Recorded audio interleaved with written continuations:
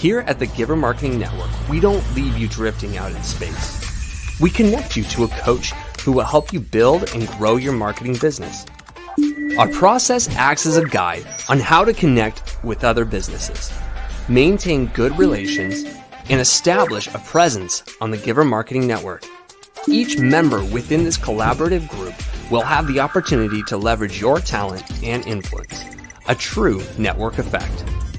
If you are looking to collaborate on more projects, welcome to the Giver Marketing Network, the most trusted and highest rated collective of specialists on the planet. Here we have a group of like-minded professionals who focus on making valuable introductions and helping each other grow by teaming up. Imagine Upwork meets a network and a coach. The talent collectively includes services like visibility and SEO, creating logos, designing websites, managing social media, outreach messaging, visual storytelling, and much more. Think of what you could do with laser-focused allies strengthening your business while offering your talents to the entire network. Click near this video for more information.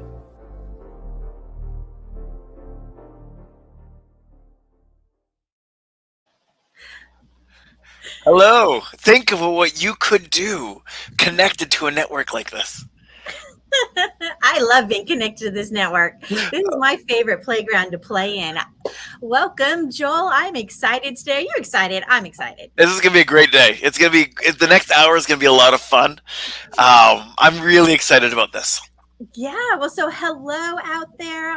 Where's all our marketers, all our business owners? We are excited. Let's see, Kingdom Warriors. We've got all sorts of fun groups that we play with.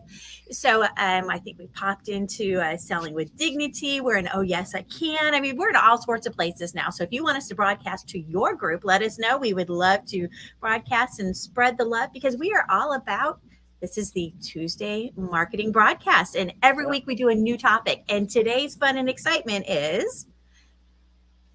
Do I get to introduce it? Go for it. Oh, great! It's the secret to long-term customer loyalty, and FYI, it has nothing to do with loyalty programs.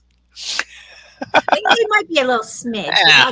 That's just a small little drop in the bucket out of all the possibilities because customer service is huge, right? Yeah. I mean, that's a big deal. And a lot of times people don't necessarily dedicate the time. It's kind of like people start a business and they go, well, how much do you have for marketing? They go, oh, I need a budget for that. Well, customer service is like that too. I mean, you've got to plan that into your strategy. It's very important. So that's what we're going to play with. Yeah. And you might, and yes, I make a joke about loyalty programs not being a part of it. However, loyalty programs do tell your customers something, and that something is important. But we're going to jump into this, and we're just going to have a conversation as we go. All right? Woot woot. Boom. So this is presented by Christine and myself, the loyal customers of the Giver Marketing Network. Well, we're also a big part of the network, but we love it. So. All right, so let's just jump right in here and just have a conversation about this because customer service, really what it is about connecting with your customers and showing them that you actually care and that you love and appreciate them.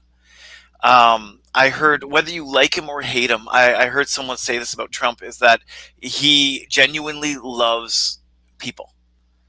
And it's like, and that's what people feel. Now, whether that's true or not, I'm not going to get into that. I don't want to get into the politics. I don't know him personally, so I can't. I don't know him either.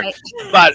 But there's a level of a following that you get when people can tell that you love them or you act like you love them. Either one, but generally people can tell whether it's genuine or not. Right, and it's all about nurturing those relationships. Exactly, that's what it is. You got to love on people. Right? Got to love on them. Got to connect with them. When you see them, is it like a hey, or is it like a hey, Christine? It's been so long. What are you up to these days? Yeah, I haven't seen you in like 10 minutes. But it's like, and then having jokes like that doesn't hurt either. That kind of that humor you talked about last week is really a part of what it takes to actually nurture relationships and revive past clients.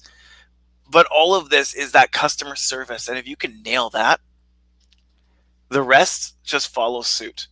It does. So let's talk a little bit about the power of customer service, right? Yeah. Drop into a little bit on nurturing those prospects along and move from there into our actual clients that we already have and how to keep them, right? And then how to bring back those past clients. So we're going to touch on all these different topics and have a little fun with it at the same time. Exactly, because you can't be with Christine and I and not have fun. And or you can, because having fun is a choice, but we choose to have fun. All right, so we're going to start with the power of customer service. So, Christine, why does customer service matter? Who cares? Yeah, great. All right, presentation over. All right, have fun. Right? Well, when you think about customer service, right, the poor customer service really stands out in your mind, right? It can have a big impact on your business, right? And you think about some of the brands out there that they've had some oopses, and we'll actually go through a couple of those, but it has a really big impact, right? You don't realize how bad it is until it's bad. Yeah, By the time you hear about it, it's too late. It's already gone bad. Yeah, there's a lot when customer service will make or break companies. And I've done, if you want to look at some of the past things that I've done here for the Giver Marketing Network, I go into detail about that. But if you really want to know what your customer service is like, you got to ask your customers, like, why are they with you? And if none of them say customer service, you have a problem. Yeah, customer service should be one of the reasons why people continue to stay with you, right? Yeah, absolutely. Absolutely. First of all, so let's jump into this. 51% of consumers who have a negative experience with a brand will reduce or stop spending with that brand. Like example, if you have an Android phone and you can't seem to send messages to your friends with iPhones, you will lose. Samsung will lose that customer. That's the exact reason why I switched to iPhones. Now we're going to start into, first we started with politics. Now we're going to phone wars. See, I'm just, if there is a button, I want to press it. It looks like fun. Ooh, that one says don't press. Let's try it. Let's go to religion next. No, But you're right? It's about that customer service. If it's bad, we're like, nah, moving on, right? Yeah. If you kind of like you've got a million burger joints, right? You go to this one, you get bad customer service. You going back? No, there's like 20 other ones like a block away that you can go to, right? So good customer service is huge. We will switch in a heartbeat. Yeah. Right? If you prove to me that you don't care about me, it will switch I will switch in a heartbeat. Mhm. I have brand loyalty. I'm a very loyal person. Here's an example. I was with TD Bank for they were the first bank I was with, and I was with them for 15 years. Mhm. Okay. And I went there and I was like, hey, can you help me with this? And they were like, no, I can't. And then I was like, but this is something I need to do. What do I have to do in order to? And I worked and worked and worked to try to get them to be like, you give me some boundaries that I can work in and I will do it with you. And they said no. And then I ended up having to go to another bank in order to get it. And all of my business moved to that other bank. And it's like, and you don't just take one, you take it all. You take that, exactly. And it's like, because I don't like convenience. I don't want my stuff in. I don't want to have to go to 3 different banks for 3 different things. Absolutely. Now we talk banks, but what about a marketing company? So you're an SEO expert and people come to you for SEO and they're like, okay, how do you do this? And you're like, oh, you can't do that. You can't do that. And so someone goes to someone who can. Next thing you know, they take their SEO to that person as well. And a lot of the other marketing stuff with them too. Yes. Yeah. Yeah. So they'll change brands. They'll stop using your brand. And so 78% of customers have changed their mind about a purchase due to a poor customer experience, right? So if you're trying to get help with something and they're not helping, at some point you're like, I'm just going to return this and I'm going to go shop at your competitors now. Bye-bye. Exactly. Yeah. Someone else has an opportunity to win my business. Absolutely. Yeah. Oh, this is one of my favorites. Negative reviews. So this means that someone's either trying to manipulate you or you're doing a really bad job. Those are the only 2 options for a negative review. Now, doing one bad job isn't a bad thing. If you make one mistake, one negative review won't kill you, as long as you've got 70 other people telling you did a good job. And I tell this to my clients all the time when we do some reputation management. 1 negative review is not going to kill you. 30 negative reviews out of 70 will. Now, with your negative reviews, you have to be able to respond to them and reach out to them and be like, hey, is there a chance we can make this right? And that, because like I said, search engines will use negative reviews to avoid promoting businesses that let their users down. So if Google Mhm. constantly sees that you're getting negative reviews on Google, they're not going to promote you as well, because they want to send people to the right place. And anybody who's in a referral network is like that. If Christine does a bad job, I'm not sending my customers to go talk to her. Makes sense. I can't do that, because my customers trust me, and that would be a breach of trust. Absolutely. Those bad reviews, by the time it makes it to the review stage, you've had the problem for a while. Yeah. It, There it's a was a reflection of what's going on in your business. there was a client that we had. We were doing reputation management for them, and they had a 2.8.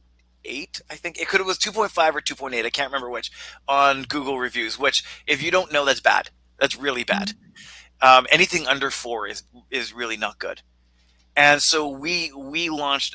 We suggested a two-pronged approach: a short-term solution and a long-term solution.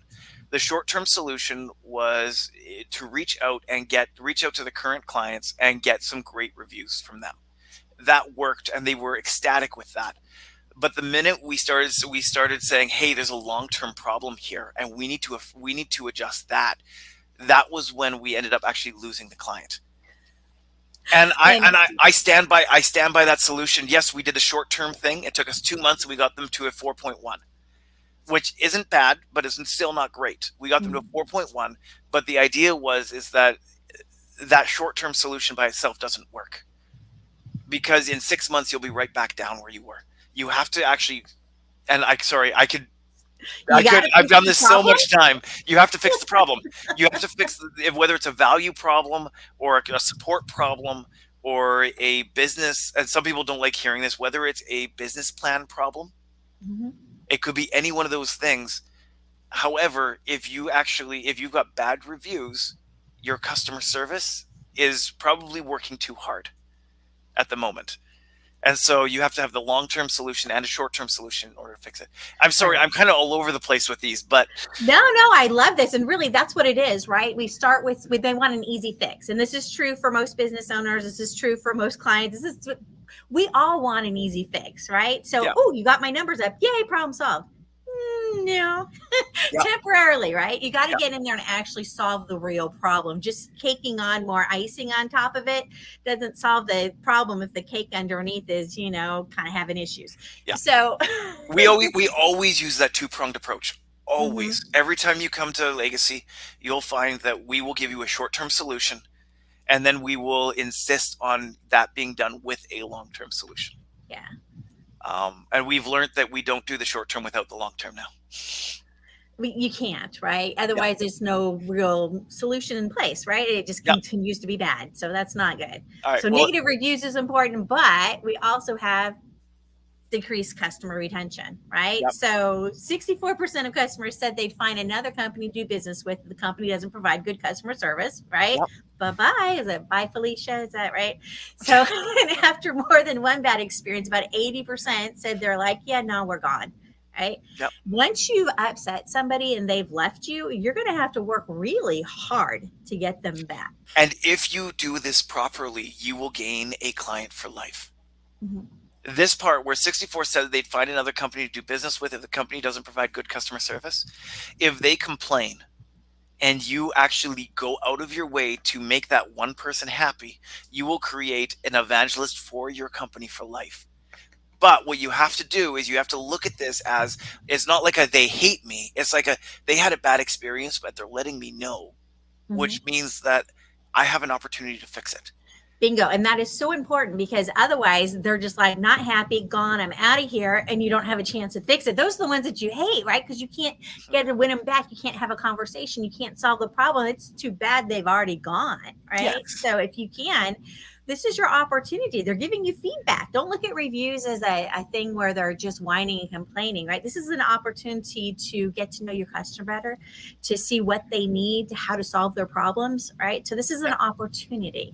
And if you're smart, it goes like, I had a client. This is a good example. I had a client who got a bad review. He's an engineer in Houston, and he got a bad review on the place where he gets most of his leads.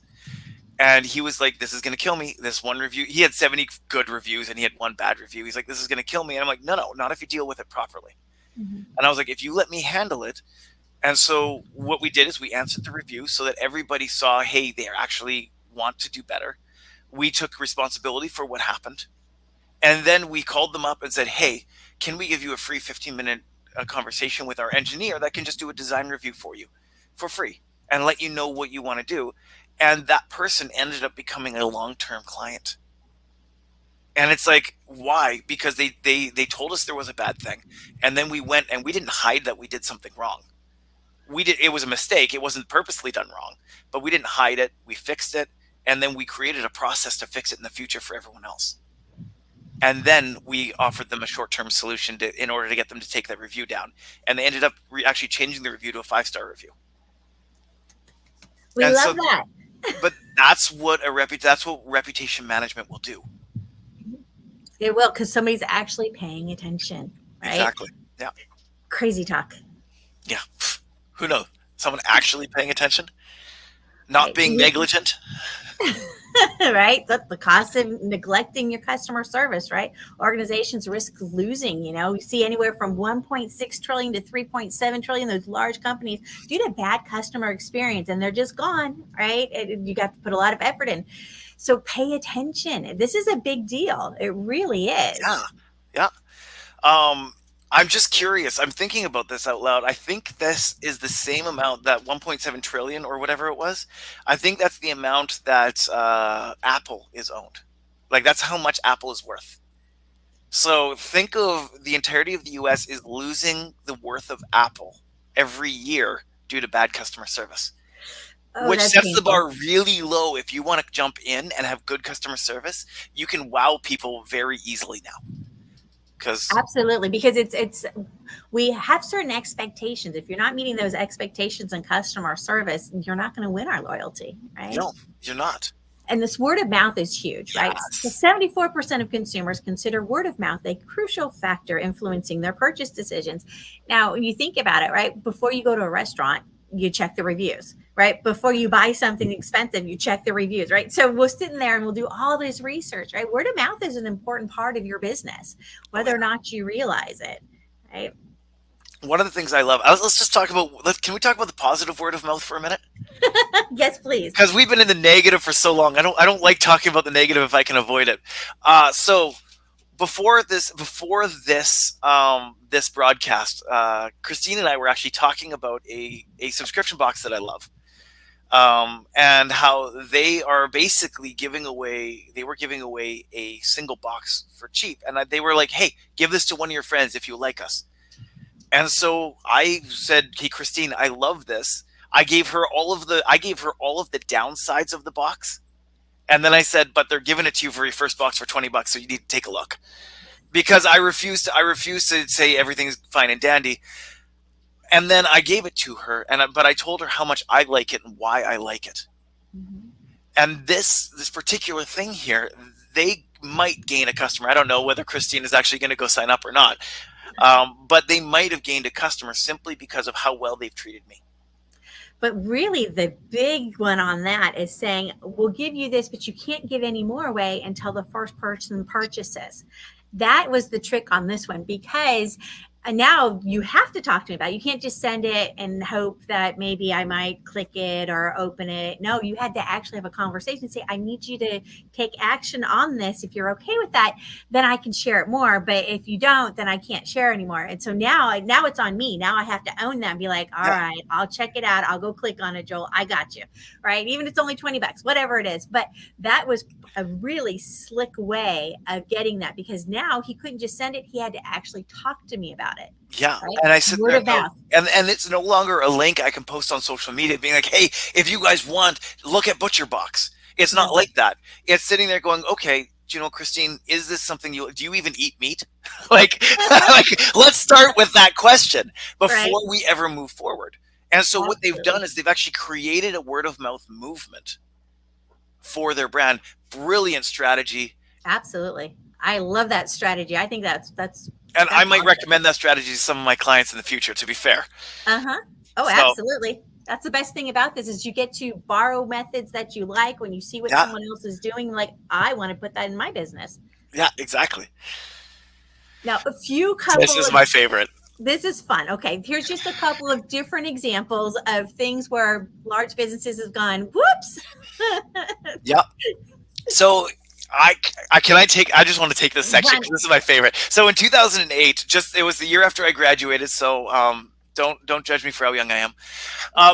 There was an issue with United Airlines where they took a custom-made Taylor guitar, and if you know Taylor guitars, they're expensive. They're not cheap. And a country artist, David Carroll, took the guitar. He looked out the window and saw them take his custom Taylor guitar in the case and throw it in the airplane.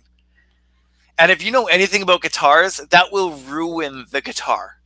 I actually don't take my guitars on airplane. I take them on with me from this point forward because of this story. Mm-hmm. All right. And so what they did is he filed a claim with them saying, hey, you guys broke this guitar. Can you pay for it? And they denied his claim. But he wrote a song. If you want to go online and search United Breaks Guitars, Google United Breaks Guitars. He wrote a whole song about this. And the video went viral, getting 150,000 views in the first day. And what happened? United contacted him being like, crap, we made a mistake. Let's fix this. All right. This is the biggest customer service fail I've ever seen.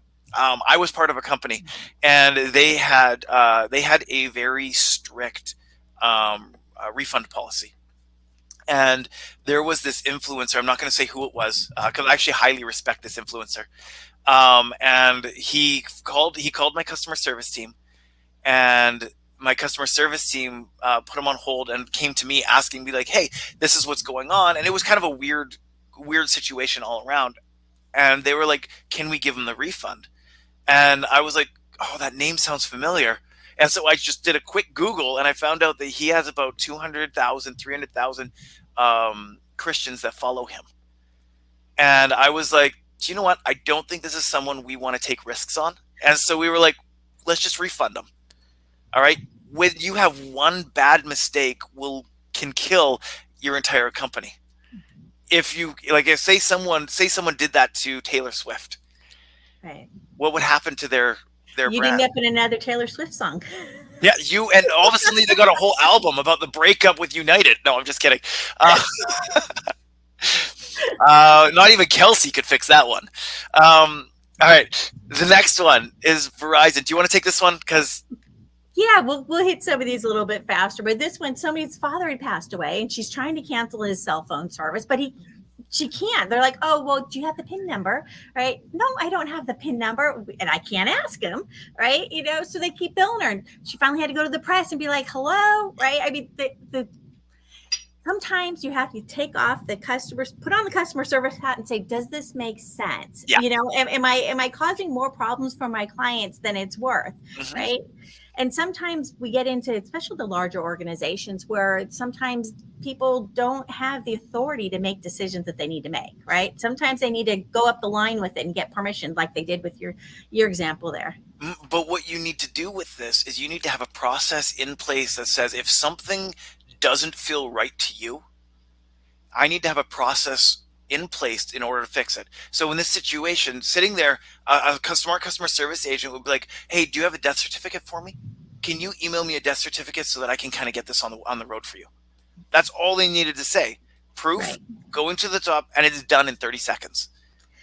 Exactly. But that's the thing, is you have to know where to go, right? If your answer is just, nope, sorry, can't help you, there's something wrong. Something going wrong in your customer service area, right? If nothing else, being able to refer you to someone else who can help you, or even if you think you can't help them here, maybe another company, right? Yep. Maybe you send them outside. That's okay too, right? It's perfectly fine. I have a list of people in my network that I send my friends to.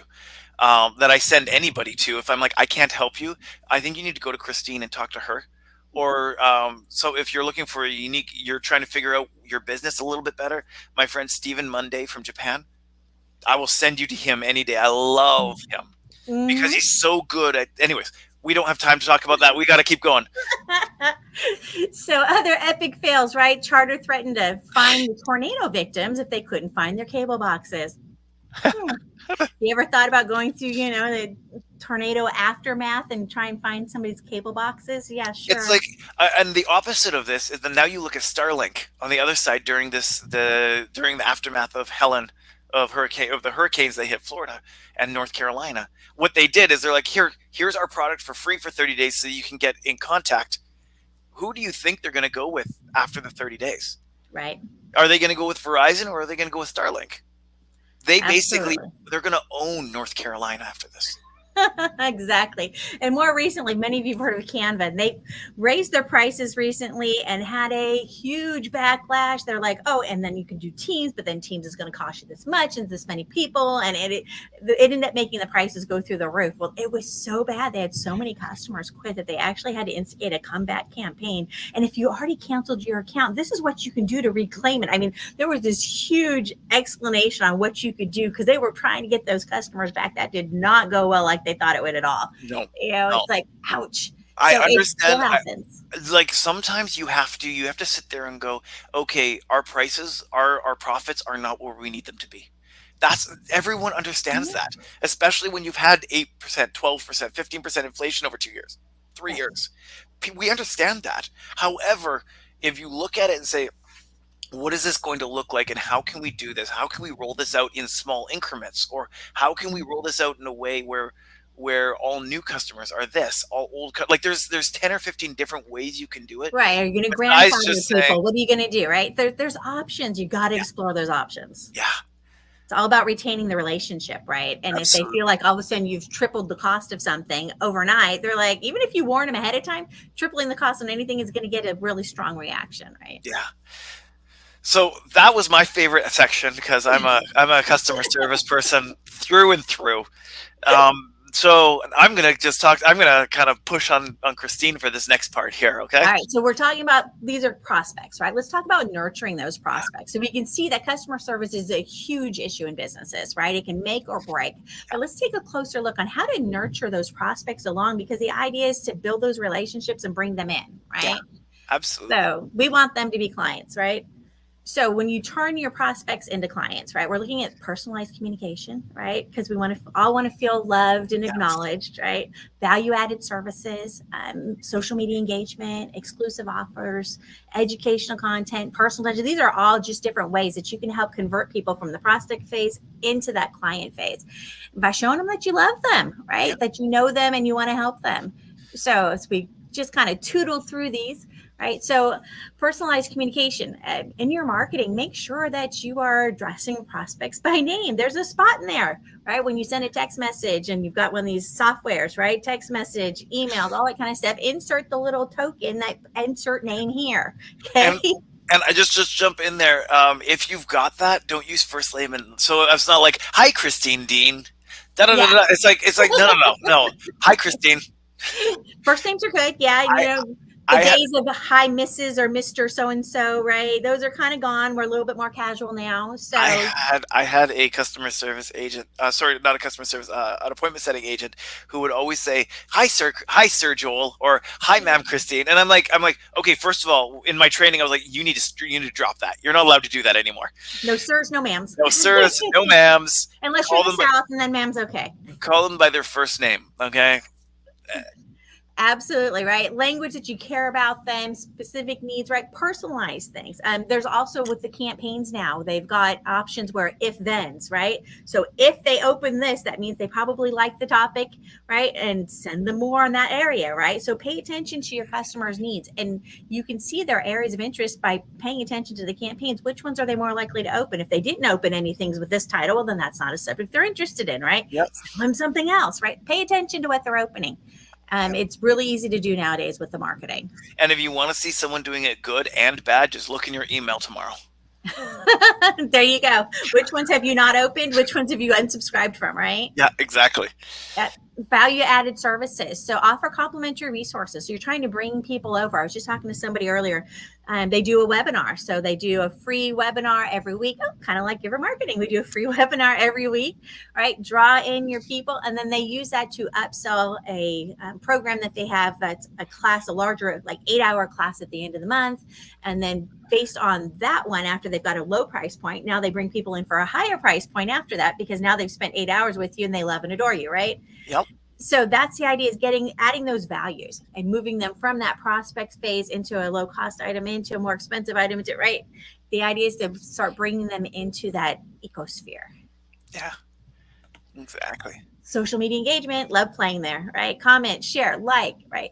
So if you're trying to bring somebody from prospect to, being an actual client, stalk them.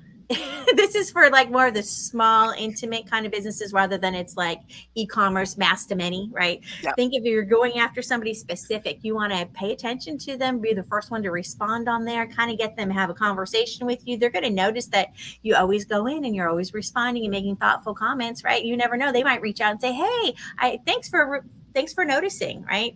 And I just want to add, be funny. You have a sense of humor. People love your sense of humor. Mine is all puns. If you listen to me enough, you're going to see that I'm going to throw some puns somewhere. People love your sense of humor, and the people who don't care. Unless it's a crude sense of humor. Like, they're like, oh, okay, that's some people. It's just not my humor. However, the people who love it are going to share it. The people who they're loving, like I was commenting on this person's post, and they had a very serious post, and I had a very serious response to it. And then they came on and was like, well, Joel obviously doesn't know the price of diapers.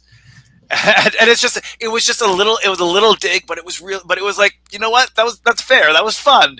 And so I responded back, and then we had a little banter back and forth, and it was probably my highest, the highest reacted to comment I've ever made, just simply because he had some fun with it. I had some fun back, and I had about 100 people going to my profile to see who I am based on that LinkedIn conversation I had. And I was Absolutely. like, oh, interesting, because I'm not as viral as Christine. But you can have fun on social. Use your social. It can be a lot of fun, right? Yeah. Don't take it too seriously. Don't take it personal, right? That's the hard part for some people. It's okay. It's there to have fun. And when people attack you, do not attack back. Oh, no. Sorry, I just want to give that one thing on social media. If people attack you, make a joke. There it is. Just roll with it. Don't take it personal. Assume they're talking about 100 people just like you, and they lumped you in the same lump. There you go. That's a good way to handle it. Another thing you can do is exclusive offers, right? We love exclusive offers, limited time offers, right? Where you can get somebody to come in, kind of like a box of goodies for a discounted price. Limited time, got to get it now, right? Those limited offers are great discounted service, products, a class, free consultation, whatever it is, some kind of offer to get people in the door to give you a try, right? Yeah. So educational content, develop valuable content, blog posts, videos, podcasts, like what we're doing now. Pay attention to some of the pain points that your ideal client has. Start building that rapport, that trust, and that credibility. Yeah. Great ways to just kind of move people from that prospect into that client phase, right? Personal touches are huge. Showing people that you care. I've had calls with people. For example, somebody sent me a tiara. Ooh, that's fun. They really did. They were trying to kind of coax me into working with them, and I was kind of on the fence. So they sent me a tiara, trying to help sway me to kind of come over to their side. Did it work? Almost. It's a tiara. It was pretty But it continued the conversation. And we're still friends now years later. And they still reach out when they want advice on things. So yeah, the relationship has continued. And why? Because I have a tiara. Like, now she is the Queen Diva. Well, so whatever personal touches, right? But so I want to encourage you to include your customer service team with this. So give your customer service team an opportunity to create these personal touches by putting notes in a specific file for another customer service team to go. So if someone's saying, "Oh, my dog died," send them a condolences card. If someone's like, my son's getting married in 3 weeks," in 3 weeks, send them a congratulations card. Like, these personal touches will create customers for life. However, you have to this is the important part here, is making sure those personal touches, and like that handwritten note. Like, we've got a whole bunch of notes. I think last week I bought 400 cards that are made for us so that we can write hand notes to our clients or to people that we're talking to. It's just an important part of any business. It is that extra step, right? I Yeah. get stuff from Giver Marketing, right?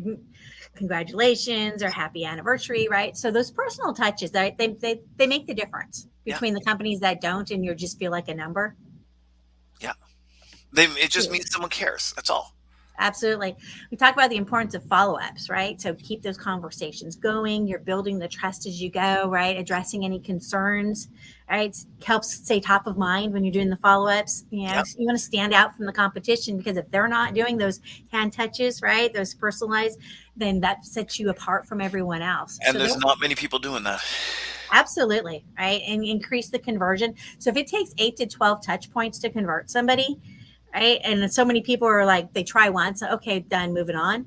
Right? You're missing that opportunity to build the relationship. 8 to 12 tells you actually have to invest in the relationship. Yep. Right? Timing's everything. Strike while the iron's hot. So if you're top of mind and they go, you know what, I think I'm ready to make that purchase, right? Boom, there you are, right at the top. And Yeah.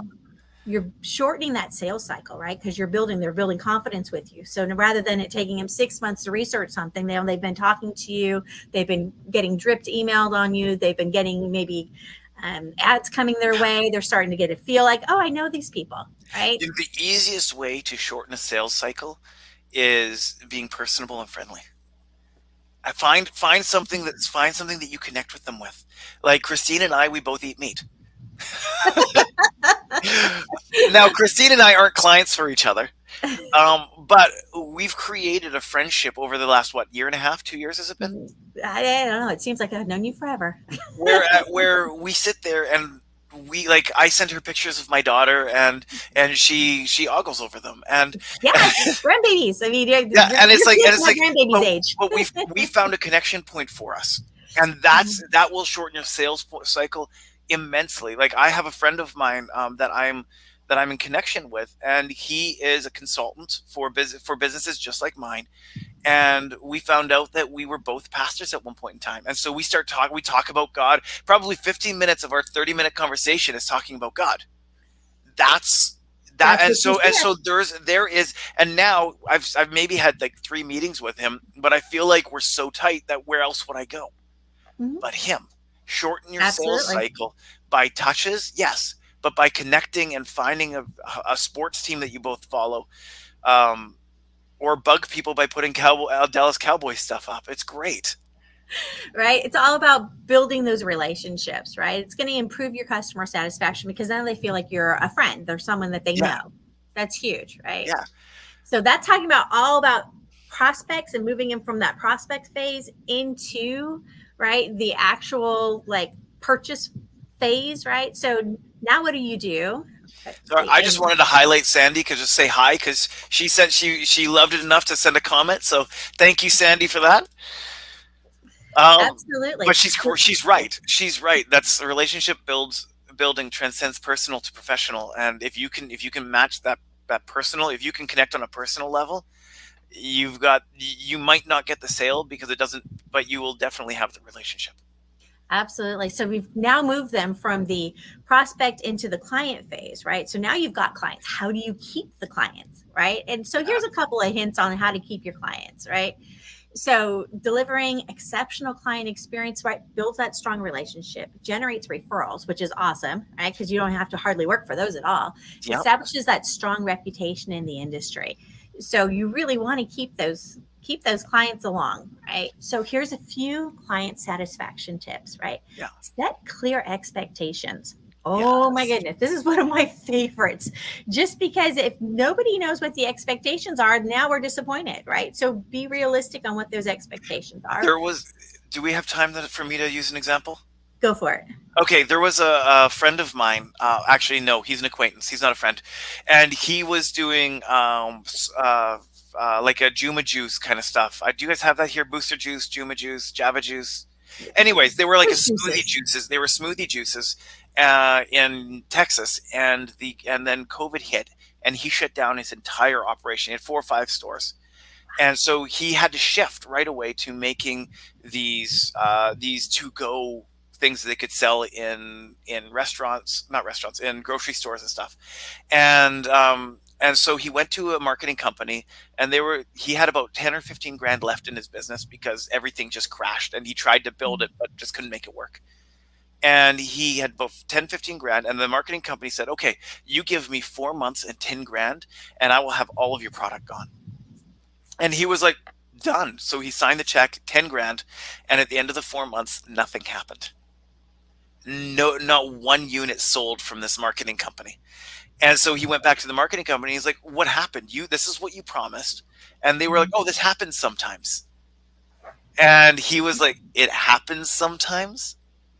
And so what ended up happening is now he's made it his mission to look for digital marketers that promise big and don't actually do anything and take them down. It is now his mission.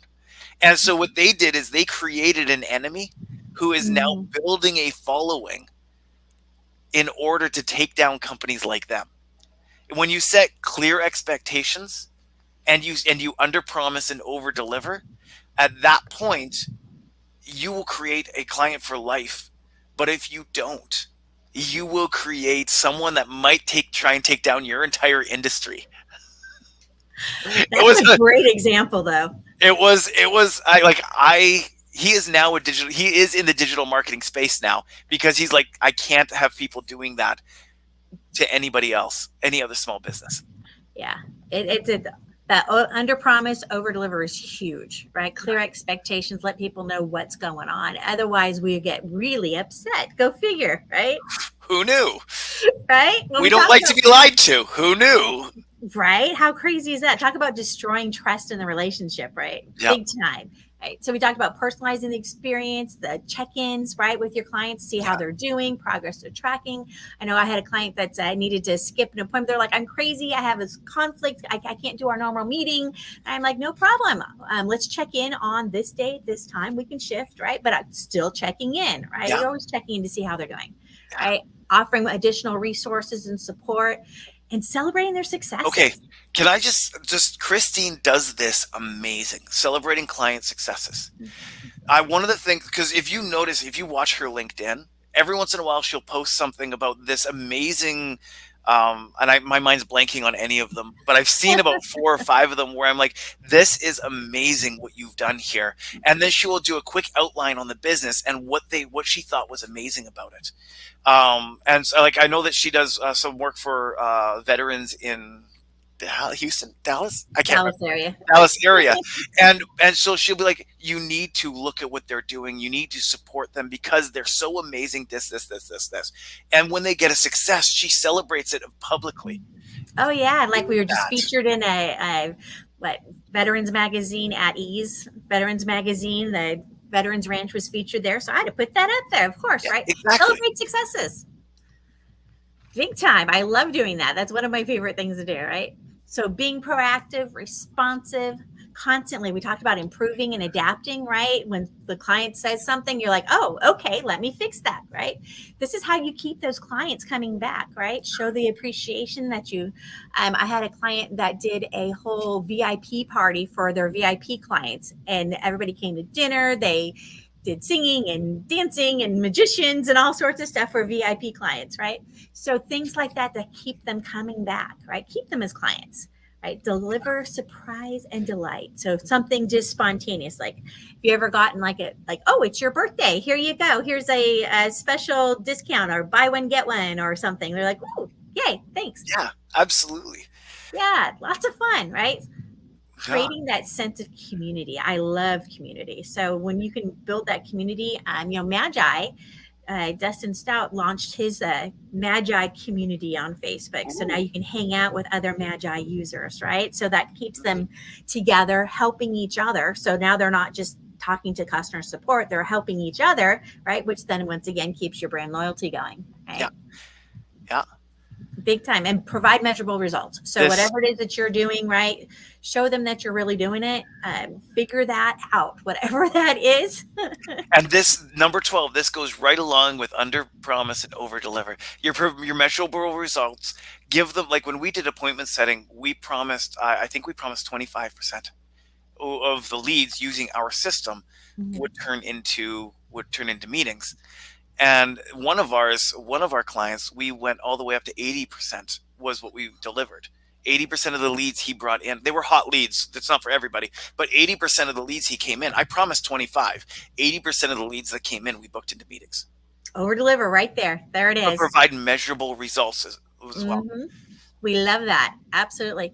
And part of that, building that client loyalty, right? We're talking about rewards programs, loyalty programs, points, frequent flyers. I mean, if you fly at all, right? You want those frequent flyer points, and then you can upgrade to a better seat. I mean, there's all sorts of stuff. The swag that you might get, acknowledging those milestones, or birthdays, anniversaries, any excuse to reach out is a great excuse. Really good. Realtors are usually really good about that. Yeah. Any holiday. And if you do this, so say you've got a group of dedicated customers, like the box that I'm a part of, and you institute a loyalty program, backdate it, and bring the people that are already on board and be like, hey, we want to appreciate you. And what they did is they did it, like the box I'm part of just did this, and they did a really good job at it, where they were like, you know what, we're going to give you this stuff, and we're just going to boost you right to the point where you should be. It's really good watching that. And so I'm not against loyalty programs. I'm just against like bad ones. Right. They should add value. If the loyalty program isn't adding value and no one's participating, then you need to revamp it, because that's obviously not giving them what they want, what they're looking for. If I have 37,000 points at a coffee shop, and it takes 5,000 points to redeem 5,000 points for coffee, and I haven't done it, there's a problem with that loyalty program. Find out what the problem is and adjust it. Your customers will love it. Yeah, those exclusive offers are great for, in clients only. A lot of times people will make offers to bring in new clients, but they don't do anything to reward their current clients. And you're like, hey, I've been with you how long? And you don't have any special perks for me? What's up with that? Right. Yeah. So those exclusive offers, like, for example, I have one of the movie clubs, right? And so one of the perks of membership is that I don't have to pay the online fees when I do go to the movies. I can make my purchase. They don't have, because sometimes those online fees get really expensive for some reason, right? So I love that. I keep it just for that alone, right? That's the exclusive thing that I get as being a member. This way, anytime I want to go to the movies, I don't have to pay the online fees. Yay. Yeah. It keeps me loyal. Yep. Right? Simple things. Any resources? If you've ever noticed, I know I've got, like, for example, my bank, I have Wells Fargo. So there's partner discounts, right? You can get this discount. I'm like, what does this have to do with banking? But they have partner discounts that you can have, right? If you're a Walmart Plus customer, you get special pricing on gas. I mean, so having those resources and extra discounts and things help keep people loyal to the company, right? Absolutely. And then here you go, the comeback campaign. We're going to have to slide through this a little bit on the fast side, I think, here, but reviving past clients, right? You want to bring them back. Okay, so really offering those incentives, right? Hey, come on back. That's what they had to do with Canva. You can reopen your campaign. You can reopen everything. This is how. The question is, why did your clients leave in the first place? If you have a whole bunch of clients leaving for a certain reason and you haven't fixed that, you have to fix it before asking them to come back. And then you have to let them know, hey, we fixed this. You do, right? You have to let them know, hey, and if you come back now, you get this special, whatever that special is. You have to have some kind of time limit, right? The urgency is huge, right? And that's what they do a lot. Be careful about creating a false sense of urgency, though, because sometimes it just feels sleazy.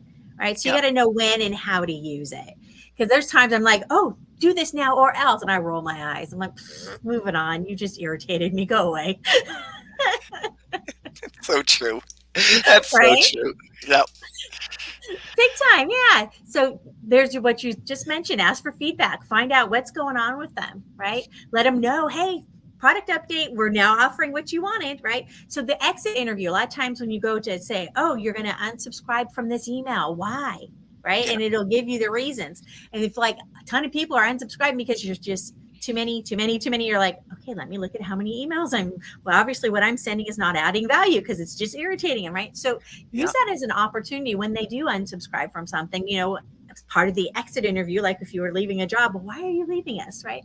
Find out more about what your customer wants, right? So let them know when you fixed it. Another favorite, use retargeting ads. Have you ever gone online and you've searched for something and everywhere you go, you keep seeing it again and again, right? I want some black heels. I type in black heels, right? Next thing you know, everywhere I go, I see little ads for black heels, right? They're stalking you, right? I call them the stalker ads. That's a great way to bring people back in because you're reminding them like, hey, remember us? You've purchased with us before and you bought this. So here, look, here's a pretty picture of it. Come back. It's like, don't you forget about me. That's exactly what it is, right? Bring them on back. Or maybe you've got an app, right? If they're in the area, it pops up a notification that says, hey, special on such and such. Right. These are all different ways to help bring people back into your family, right? And really the perks of bringing back those clients is it's more cost effective. It costs less to market to somebody you already have their information than somebody that you don't have their information, right? Email isn't that expensive nowadays, right? So that's a great way to go rather than have to work hard to find the new ones, right? That customer retention increases profit. So if you're bringing in new clients and you still have your old clients, guess what? The numbers just got bigger. Yep. Simple math there, right? Building the loyalty and the referrals and those repeat customers. This is what you mentioned earlier, brand ambassadors, right? People that will sing your praises. Yeah. If you focus on reviving those past clients, they could become your most loyal clients as long as you actually listen to them. Because they'll either be in and out or they might be in and stay for a long time, depending on how you brought them back and whether you fixed the reason why they left. Or are they going to become like an old ex-girlfriend that you're like, oh yeah, I remember why I broke up with her. Oh. Exactly. So hopefully today we reviewed a few tips and tricks on the secret to the long-term customer loyalty, right? And we covered a lot today. Did you notice that? Absolutely. And we didn't go on religion. Woo! Yeah, I think you hit it once, but that's okay. I think we've hit everything. That's okay. We do that here. Well, it happens to me. It happens. I think we've covered all the do not covers. So that's okay. That's what we do here. Yep. So customer service, right? The key to nurturing those relationships. That's how you get those long-term clients. This is the secret to success, right? We looked at the power of customer service and we've looked at some of the nurturing things that you can do to kind of turn them from prospects into the clients. And we talked a little bit about delighting your current clients and keeping them as clients and then bringing back those that left us because how dare they, right? Yeah. There's no place you want to play except with us, right? Yeah, I mean, nobody you guys have nothing else to do on Tuesdays but to listen to us. So you should come and listen to us every Tuesday. That's right. Absolutely. Right? Same bat time, same bat channel.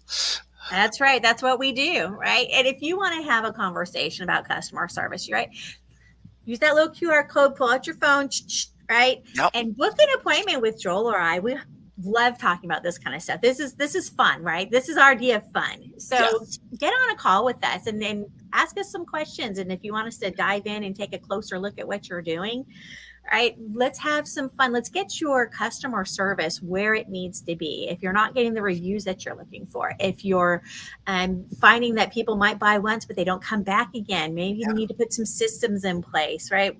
So let's take a look at your customer service. We want to, when you go through the effort to bring in a client, we want you to be able to keep them, right? You want a lifetime client, not just a one purchase client. The average life of a marketing client is 3 months. 3 months. Ouch. That's the average life of a digital marketing client. That's rough. So if that's the case, then there's a reason why.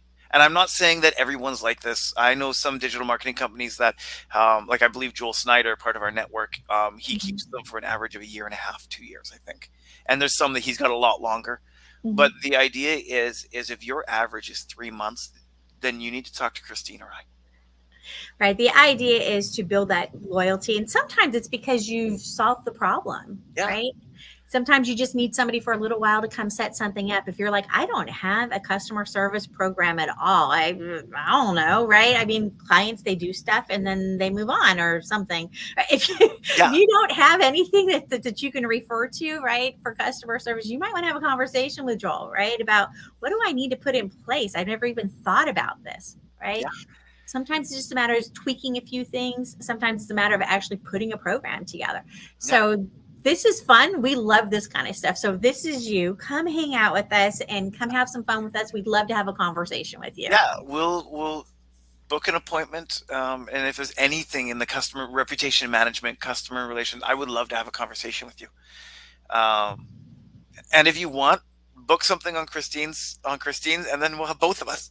Right. You could let us know and book us at the same time and be like, and this is where we're going to play together. Or Exactly. say, invite Joel. Yeah, or invite Joel. And then the thing is, if you do that, you're going to have two people who are joking off of each other and having fun. So if you don't want to have fun, don't do that.